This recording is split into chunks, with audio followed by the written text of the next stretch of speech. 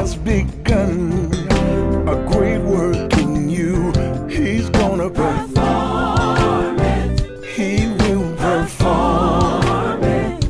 Oh yeah. He which has begun a great work in you, he's gonna perform it. He will perform it. He will perform it. Perform it. All you gotta do is hold on. Don't you give up. Don't give up. Hold on. Hold on. He will. He'll fill your cup. Hold on. Hold on. Don't give in. Don't you give in. All you gotta do is be strong. It ain't over until you win. Perform it. Yes, you will. Perform. Whatever you need, perform. God will perform. Perform. Yes, he will. He which has begun a great work in you, he's gonna perform it. Yes, he will. I wanna tell you, he which has begun a great work in you, he's gonna perform it. He will. Perform it. Yes, he will. All you gotta do is hold on. Don't you dare give up.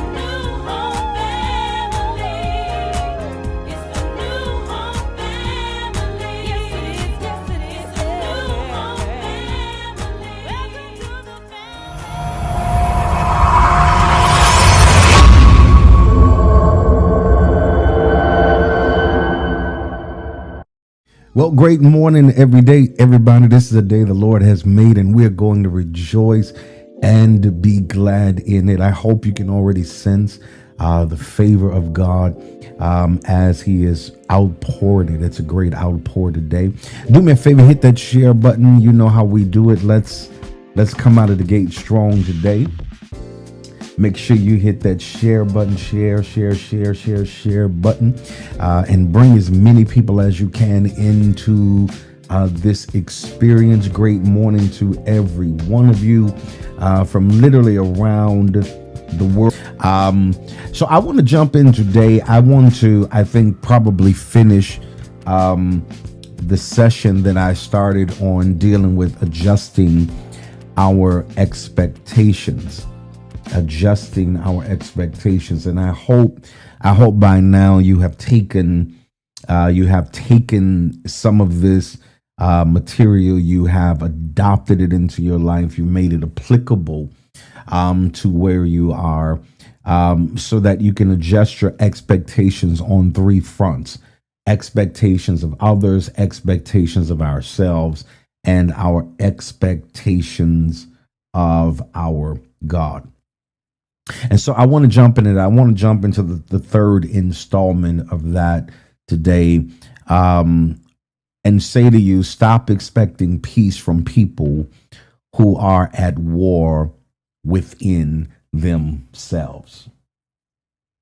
Stop expecting peace from people who are at war within themselves. So we're going to talk about in this session, adjusting our expectations. And as a premise statement is, sometimes you expect a lot out of somebody simply because you'd do that much for them. No question about it. Nothing is off limits.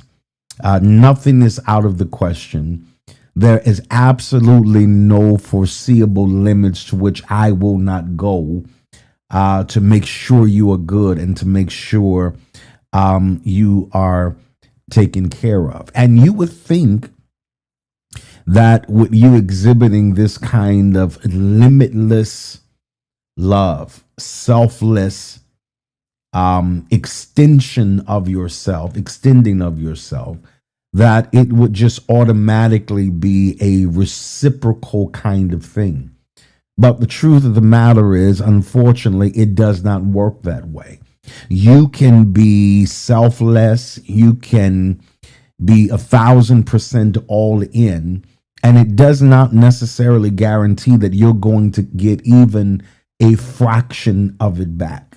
I wish it was that way, but unfortunately, it just does not work that way. And ladies and gentlemen, somehow, unfortunately, we break our own hearts because we keep expecting people to be as attached, as attracted, and as accommodating to you and I as we are to them. And at some point, you've got to ask yourself this question: who's hurting you? And your transparent and honest response has got to be, my own expectation. It's I'm expecting people to be to me what I am to them. And I said it to you before, it's difficult finding a you. You don't run across a me every day. And so it's difficult to find a you.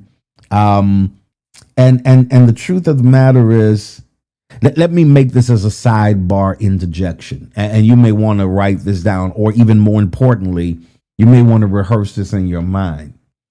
When you stop expecting people to be perfect, you can like them for who they actually are. Sometimes it is our expectations of people.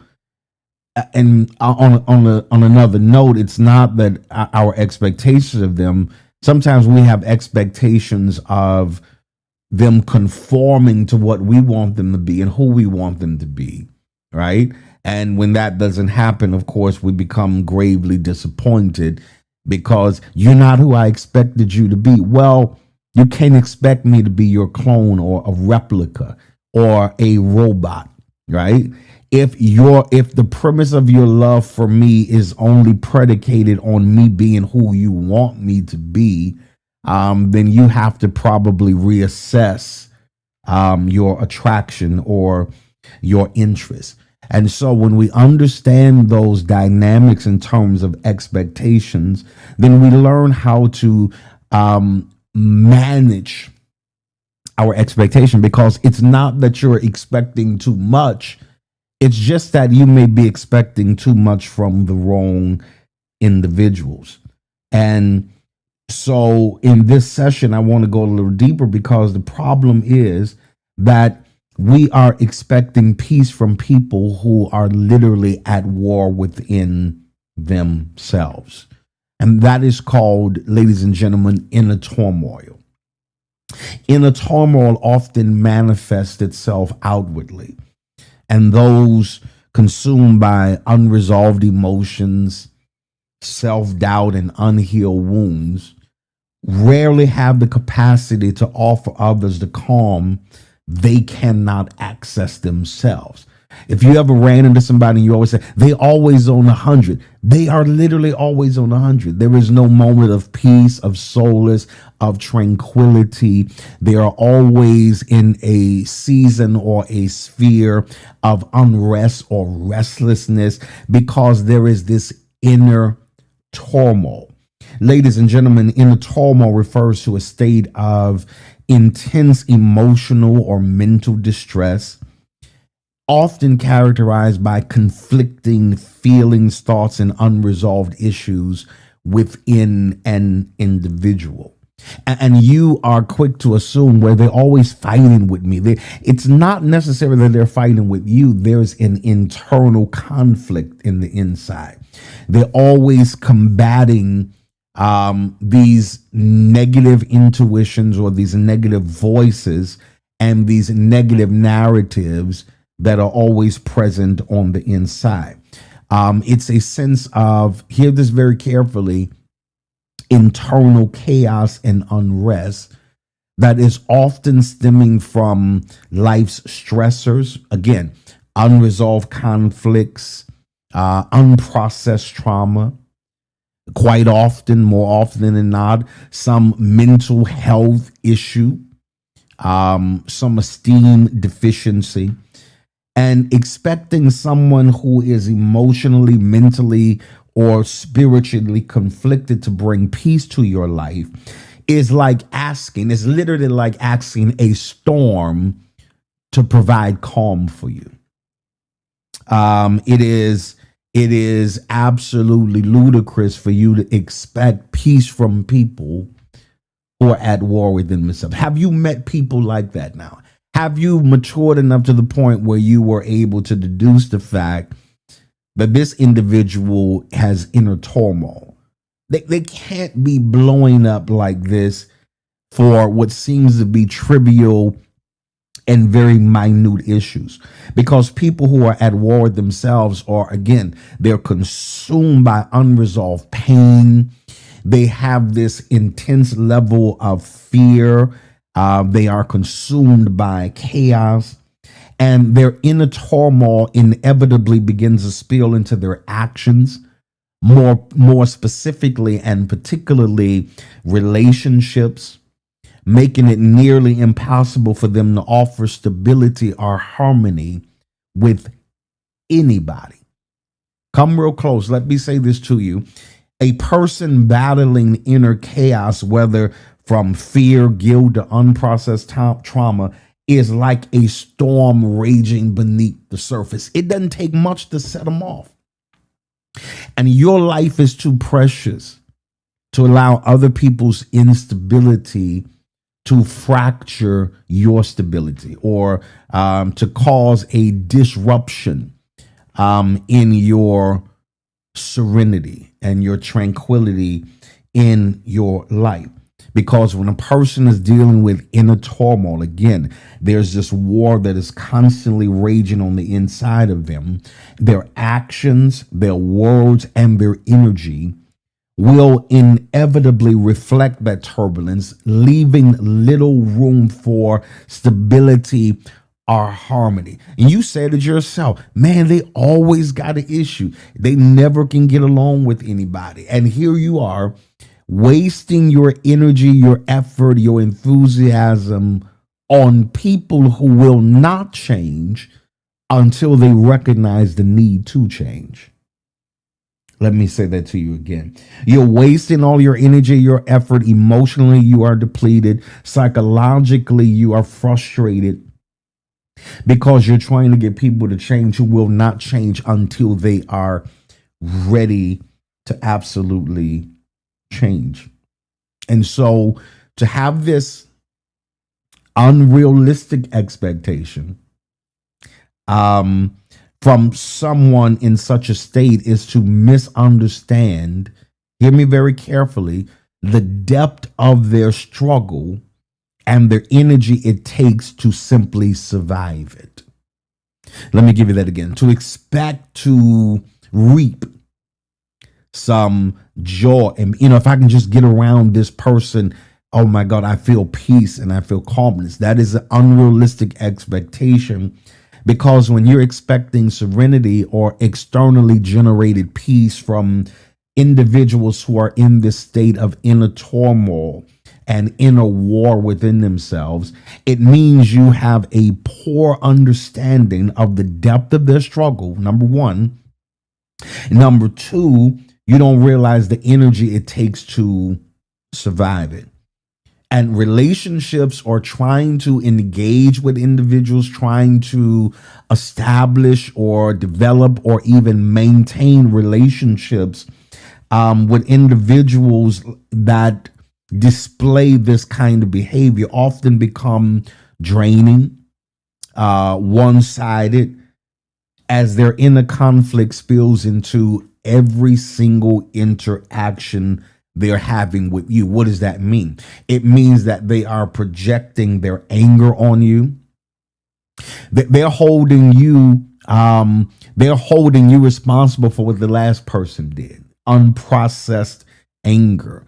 They have not put anything into perspective.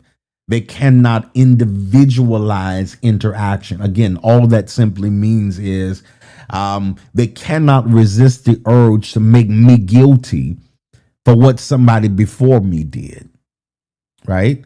And so they are projecting anger. Number two, they will project insecurity on you. They will project restlessness onto others, creating cycles of what I like to call, what I often call massive discord. In other words, there is never a time of agreement, because everything always feels aggressive and argumentative. It's hard to establish any degree of continuity. It's hard to establish any degree of commitment. It's hard to maintain lines of communication, because every interaction is always aggressive. It's always argumentative, and you don't realize it. But on the other individual side, this isn't simply something you can write off as malice. It's a subconscious survival mechanism. Some people, and this is going to be good for you to learn, some people can only survive by being mad, angry, disagreeable, because their psyche, based on their interactions and their exchanges in their history, they keep you at a distance. They're able to establish what they feel to be comfortable distance. As long as they argue, as long as I'm fighting you, you can't get too close to me. And as long as I'm fighting you, it may actually push you away. Because there are some people that will say you gave up on them when they know in actuality they pushed you away. Because there's so much unprocessed, so many unprocessed emotions within them, and their inability to reconcile their own pain means that they lack the emotional bandwidth to prioritize peace, compromise, or even patience. I wish somebody had caught me years earlier so that I would not have made some of the bad choices I made simply because I did not understand the emotional dynamics, and I did not have the psychological intelligence or the emotional capacity to guard myself by noticing the signs of individuals who are at war within themselves. And that's your problem. A lot of your frustration right now is that you're trying to establish, maintain, or sustain relationships with people who are at war within themselves. Every question starts a battle. Every conversation, no matter how well intended you are, no matter how great your motive is for the exchange, it always takes a turn at a moment. Everything can be going good, and then a moment's notice something changes, and now there is an eruption, and there is discord, and there is disjointment, and there is disharmony, because you have made the mistake that a lot of people have made, including myself, because I expected peace from people who were at war within themselves. And ladies and gentlemen, instead of demanding tranquility from them, shift your focus. Hear this. This is critical for you. You have to shift your focus to setting boundaries and nurturing connections with those whose inner peace or landscape are more settled, because true peace begins with self-awareness, and watch this, here's the big one, and healing. True peace begins with self-awareness and healing. Processes that require vulnerability and courage, many are not ready to face. Here's something I'm going to tell you that you're not even aware of. Some people know they need to heal, but they refuse to heal because it might forfeit the attention they're getting. Oh, let me say that to you again. There are some people who know they need to heal, and they choose to not heal because they don't want to forfeit the attention that they are receiving in their unhealed posture. Because here's the reality, ladies and gentlemen, until individuals we engage with or are interacting with, until they confront their internal battles, their interactions will be plagued with and by inconsistency. Here's a big one: defensiveness and emotional withdrawal. Let me give you that. I ain't gonna charge you a dime for it. Let me give you that again. Until everybody you have some kind of engagement with, until individuals begin to confront their internal battles, their interactions will remain plagued with and by inconsistency, with and by defensiveness, and with and by emotional withdrawal. Now, please hear me. Let me give you some balance. This does not mean abandoning them. This does not mean that's my cue. I'm out. I'm washing my hands. I'm going to just walk away from you. It does not. It does not mean abandoning them, but rather, here it is. It means I have to adjust my expectations. I got to adjust because that's been a great deal of my problem and your problem. It's because you have your expectations set at a certain place, when in actuality, you're frustrated because you didn't make an accurate appraisal of the people to which you are expecting these things from. And so you gotta offer empathy where possible, right? You have to have some kind of humanity that allows you to offer empathy where possible, But this is very paramount. You have to protect your own peace by recognizing that their journey is their journey alone. And I'll get into that in a minute, because I get a lot of emails. I get a lot of these kind of questions in counseling sessions. You have to be concerned without being consumed. Let me give you that again, because that's going to help you in this next stage of your life.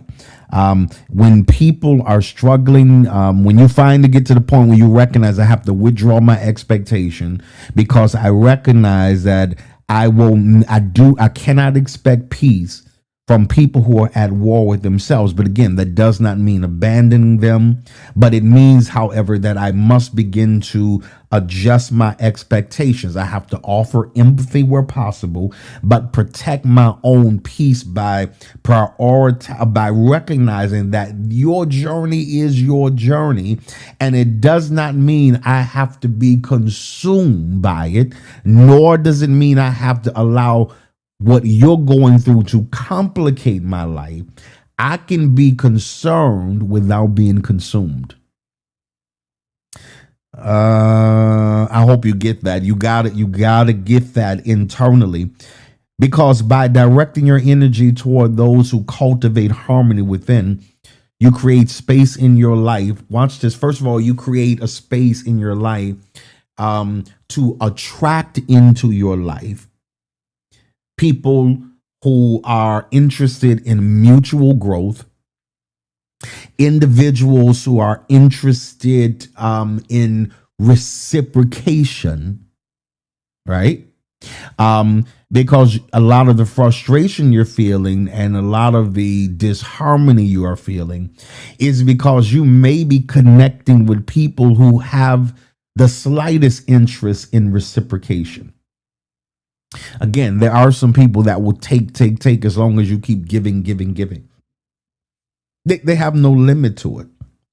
And so if I'm going to adjust my expectations and realizing that I cannot expect peace from people who are at war within themselves, what are some steps that I have to take? Of course, number one, and it is critical, again, you have to release unrealistic expectations. I did not say release the person or the individual, but you got to, again, reassess who they are, what they have, what stage of life they're in, what they can contribute, what their limitations are. See, that is a lot of the problem. We keep giving access to people in our lives without properly vetting them, right? Because let's be honest. Usually you just have to be fine enough, look good enough, smell good enough, and we cool. That's all we need to check off the checklist, right? And then it takes you a little while to understand you can be fine and crazy. Oh my God, you can look like a model and be a monster internally, right? Because you have to first of all, you have to pray about everybody that's coming in alignment or close to the proximity of your life. You have to have discernment, because you never want to be more desperate than you are discerning at any stage in your life. And so anybody who's attempting to gain entry into my life, right, I have to be mature enough to look past the surface things, the trivial things. And I got to get down to the things that are ultimately going to be determining factors. So we're talking about adjusting our expectations of others and even ourselves. And in this session, we're talking about we cannot expect peace from people who are at war within themselves. So number one, what do I have to do? Release unrealistic expectation. Here's the bottom line. I'm going to just cut to the chase. A person drowning in their own struggles cannot save somebody else. I'm going to let that sink in for a moment, particularly for, again, I cannot tell you how many counseling sessions I have, and people have ascribed to themselves to be Superman, Superwoman. they've ascribed to themselves, I'm gonna be Superman, Superman. I can change them. I could get them to conform. I can get them to shift. You are delusional. People only change when they want to change. Their capacity to show up calmly and consistently and committedly is limited by their internal battles. You cannot save a drowning person who is struggling. They will take you under in the process. So you got to release realistic expectations. Number 2, you got to set compassionate boundaries. Now that is beyond crucial for you. I know you love hard. And I know you give everybody everything you got. So it's almost an unrestricted proclivity. So if that connection feels good to you, you go all in. You give everything you got. You're not editing anything. You're not streamlining the verb. You are going absolutely in. But let me say this to you. Boundaries are signs that you value self-preservation. And I'll talk about this in another session about self-preservation. But let me just give you this. Setting boundaries is the greatest indicator. It's the most indicative move you can make relative to your awareness of your need of self-preservation. Because if I didn't have the boundaries that I have in my life, people will pull me here. I'll be pulled over there. I'll be pulled over here. I'll be doing this. I'll be doing that. And before you know it, I've given all of me away to everybody else and I have no more of me left. And so your problem is you could be giving too much of you away to people, first of all, who don't deserve it. People... because I've learned a lot of years ago, just because they want you doesn't mean they deserve you. You may need to post that at some point today. Just because they want you doesn't mean they deserve you. And so I got to make the adjustments in my expectations. Number 1, I got to release unrealistic expectations. Number 2, I've got to set compassionate boundaries. Because you can care for somebody without absorbing their chaos. And I don't want to be redundant, but then again, I actually do. Because your heart is so big. I'm talking to you right there. Yeah, I'm looking at you. Your heart is so big. Your spirit is so just wonderful. And you just love everybody and you'd give everything you have for somebody. And you've actually gone without for somebody. You've shelved your dream in efforts to help other people with their dreams. And you push your stuff to the side just to play a supporting role in somebody else's journey in their life.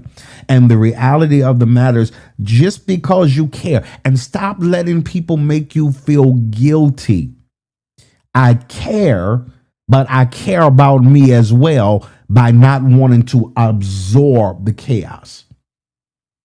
And I can tell you from personal experience as a counselor, people will leave out of the session and say, "Oh my God, I feel so much lighter." Whoo, that was a weight off my chest. And by the time they get in the car and get in the parking lot and drive off, 5 minutes later, boom, it's a weight transfer. I was absorbing the weight, absorbing the distress. But you learn how to manage it, particularly in my role, but just an individual who does not do this for a living on a daily basis, then you have to put boundaries in place so that you're not overwhelmed by other people's chaos to the point where you start absorbing their chaos, because boundaries protect your energy. But hear this. Now, if you get this, it was going to be worth you tuning in today. Boundaries not only protect your energy, watch this, they prevent resentment. they prevent resentment. The reason I have to have boundaries in my life because it protects my energy and it protects me from being resentful toward anybody. I don't take phone calls after a certain hour. No, I'm not talking when I've set out a time for rejuvenation, right?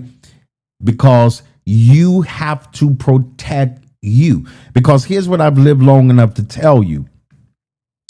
People will take everything you got, and the moment you stop giving it, they'll just move right on to somebody else. Start the same cycle over and over again. Number 4, you got to practice detachment with love. Now, we're talking about what do we have to do to adjust our expectations, because I've made the terrible mistake as you have made, and that was you're expecting peace from people who had war within themselves. So number 1, I've got to release unrealistic expectations. Number 2, I've got to set compassionate and consistent boundaries, right? Or concrete boundaries that I don't waver from, that I don't move because I got soft and you got to my heart. No. I have to practice detachment with love. Number 3, detachment isn't indifference. It's acknowledging, again, that their journey is their journey alone. Because have you figured it out yet? People will get mad at you for not helping them in their particular problematic moments or journey, but will never show up when you're having one of those moments. I made up my mind. This was the last season of my life that I'm showing up for who don't show up for me.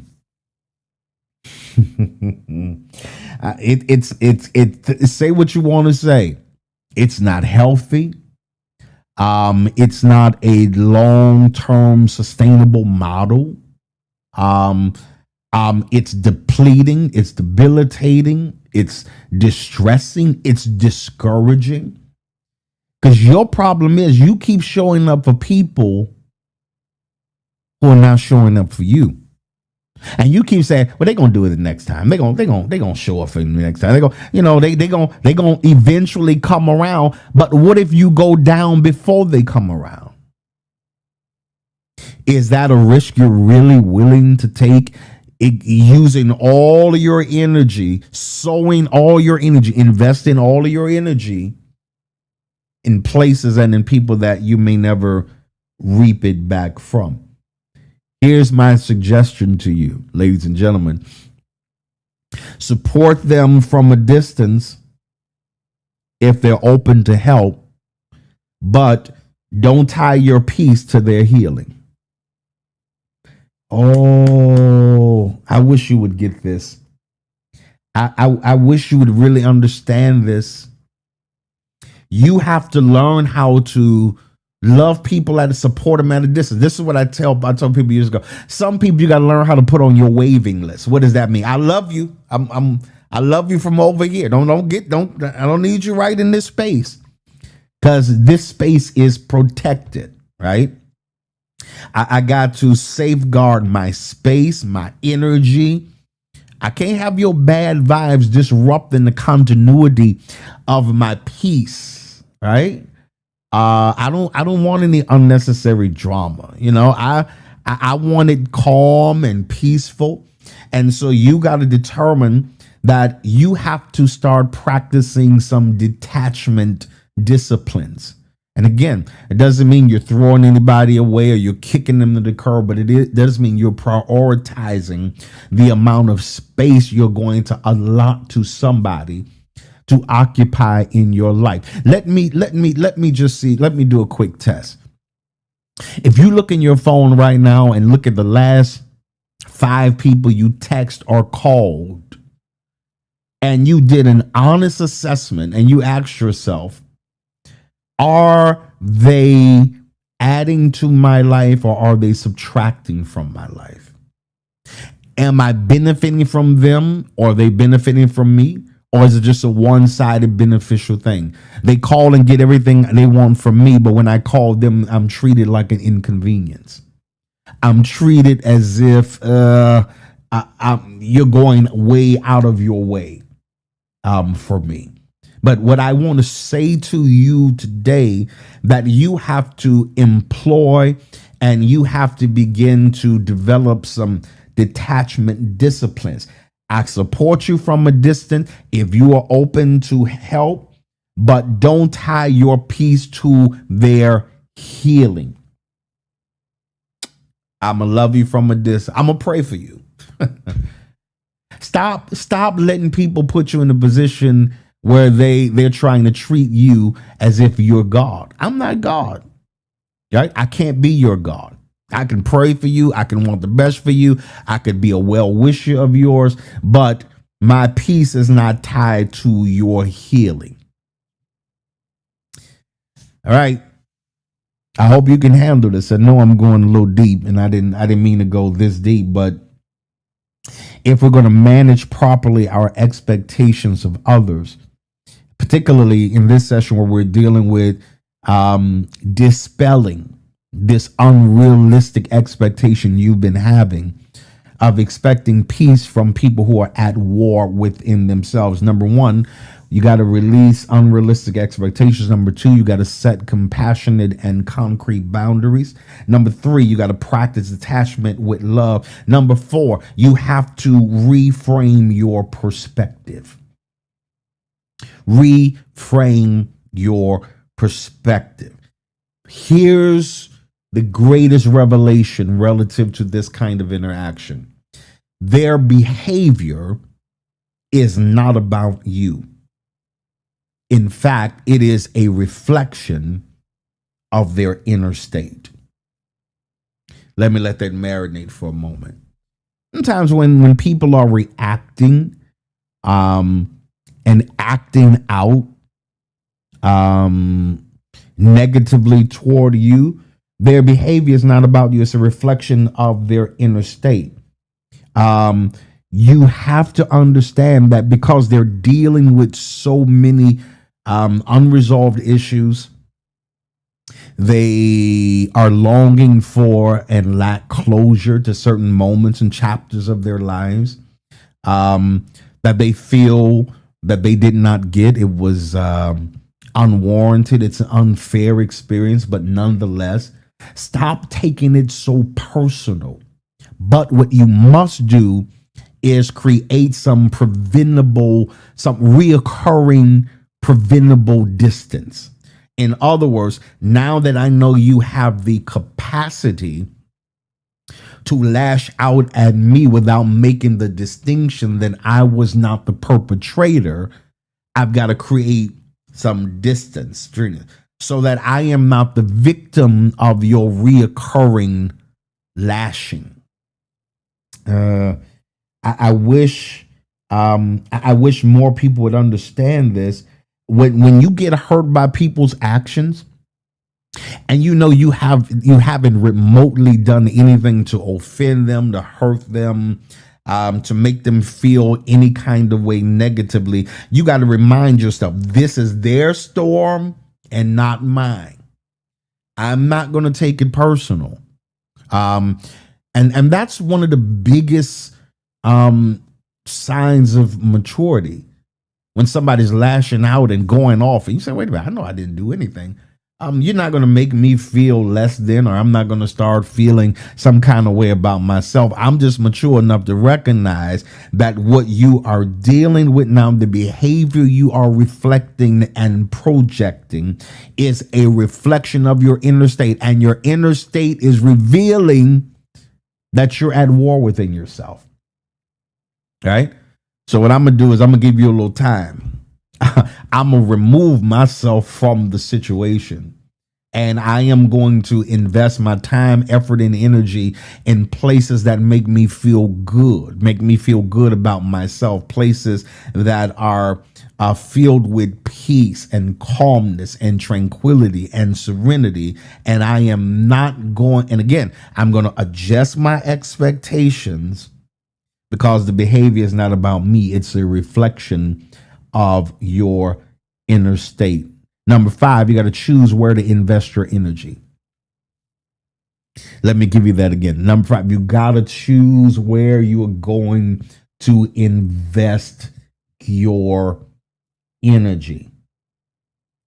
And I keep just give me the grace to say this to you. Not everybody deserves access to your emotional bandwidth. Just like everybody doesn't come to your house. That, it's levels to this. Some people you gotta. I'm meeting you at the coffee shop. I'm meeting you at this private, public, open area, right? Just as there are levels to intimacy, just as there are incremental moves into places of intimacy. Likewise, it is in terms of anybody having any interaction with your life. Because here's the reality. You can look back right now and see people you never should have gave keys to. Go ahead, take a moment. Because I know you got to get over the shock of it. You got to act like you're not one of those people. But somebody's watching me. You know what it is right now that says, I should have never gave them access. I should have never let them this close. And we're not even going to deal with the fact that you saw some of the signs ahead of time, but you still persisted anyway. Come on, there's nobody here but you and I. Come on, let's talk. You were more desperate than you were discerning. The signs were there. But you intentionally, okay, maybe if I'm honest, it'll help you be honest. I saw signs that I intentionally ignored. I saw signs that said, slow down, slippery when it's wet down the curve. And then I got mad when I slid and hit against the side of the, okay, y'all don't want to be honest, right? So we intentionally have ignored signs and red flags that would have protected us from being emotionally injured. Psychologically, we took an unnecessary hit, all because we simply ignore the signs. And so now the next challenge is to figure out, well, when to walk away, right?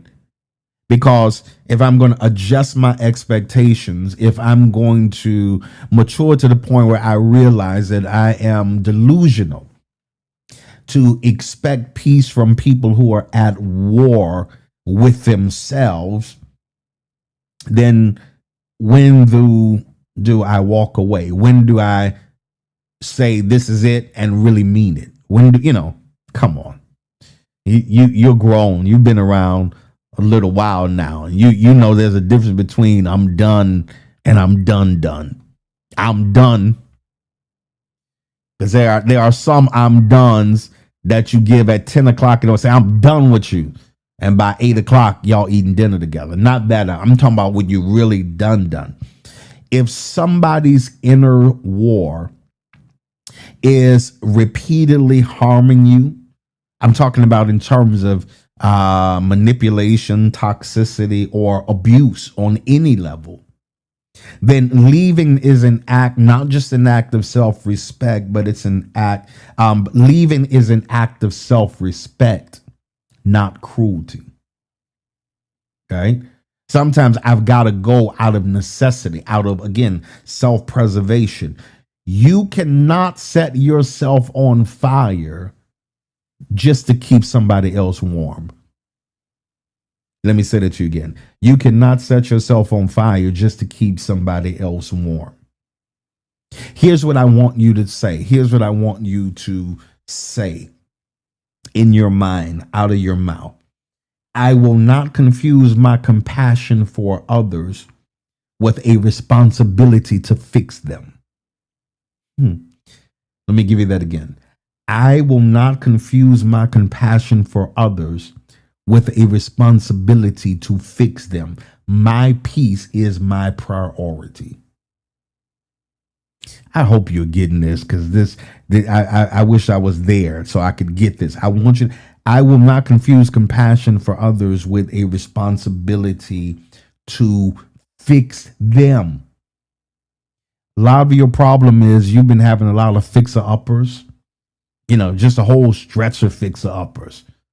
It's like going to a car, like, it's a pretty good car. All just needs a little muffler, just needs a little tune up, just needs a little. And by the time it just needs a little, it needs a lot, right? Because you don't know what you're getting into.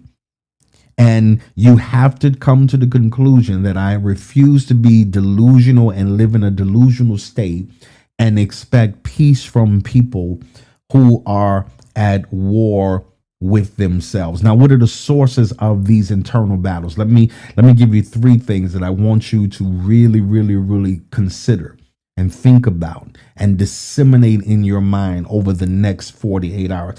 Number one, inner wars often stem from fragmented parts of ourselves. Guilt, fear, or anger. In other words, inner wars often stem from fragmented parts of ourselves battling for dominance.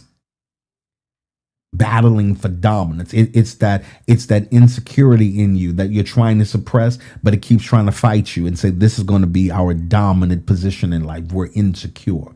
Or it's that anger in you that you've been trying to harness, you've been trying to suppress because you don't want to be like daddy was. You don't want to be angry all the time like mama was. But it is that internal war, that internal emotion that is battling for dominance. It's the clearest example I can think about is like, you remember those snow globes? People would have them for Christmas. You shake them up and the snow is going everywhere. But here's the reality. The snow only falls back into place when you stop shaking it.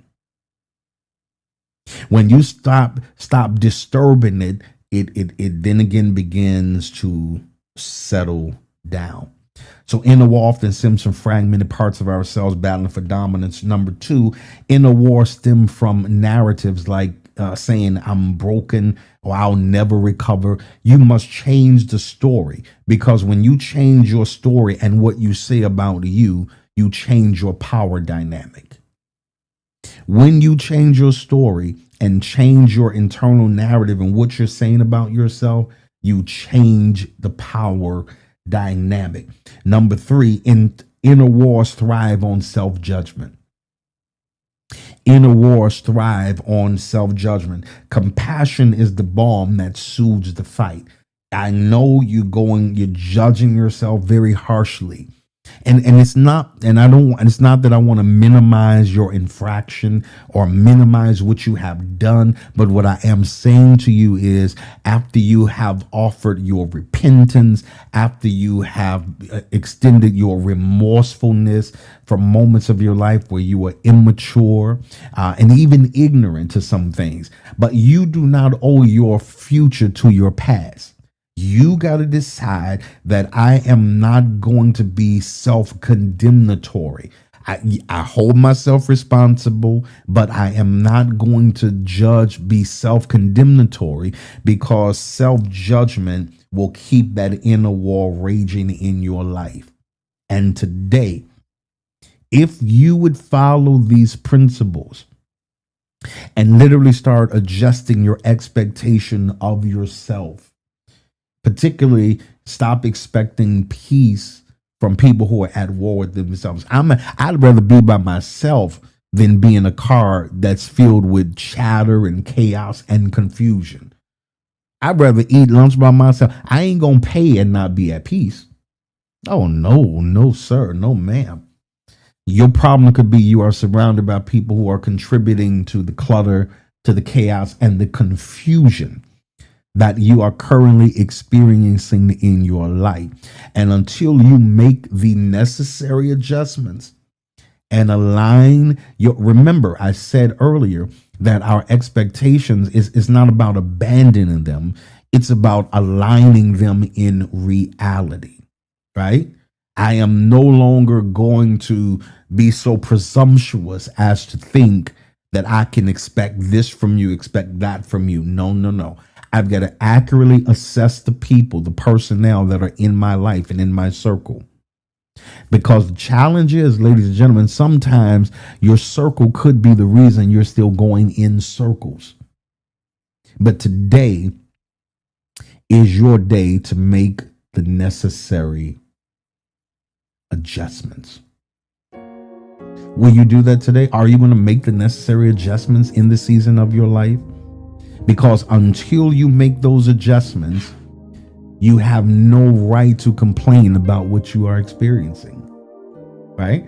I got to make the adjustments, and then I could see significant change and transformation in my life.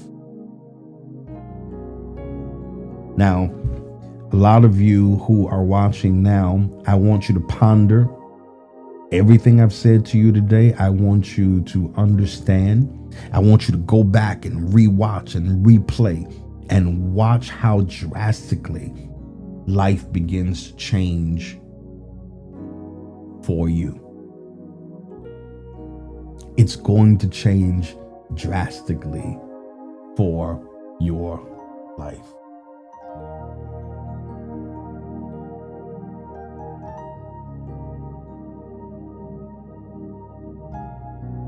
At this time, I want to pray.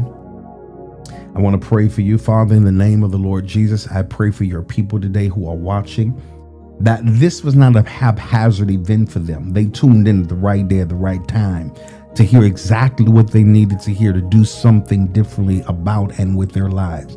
And so now, God, I pray they have the tools and the strategies and the instruction to accomplish just that. In Jesus' name we pray. Amen and amen. Well, I hope you are excited about what God is doing for your life. Now, at this time, I want you to prepare to give your seed offering. Today, the giving means are right there on the screen for you. I want you to find the one that's the most convenient, and I want you to give unto the Lord today.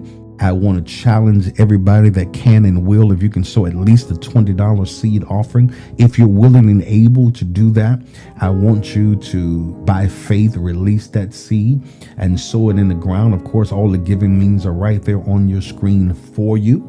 Find the one that's the most convenient, and I want you to give it. And know that God's going to give it back to you, good measure, pressed down, shaken together, running over. He'll cause men to give unto your bosom. If you want to mail your seed in, send it to 1605 Robert C. Blake Senior Drive, our corporate headquarters, New Orleans, Louisiana 70130. And we're going to receive it and pronounce the Lord's great blessings upon your life.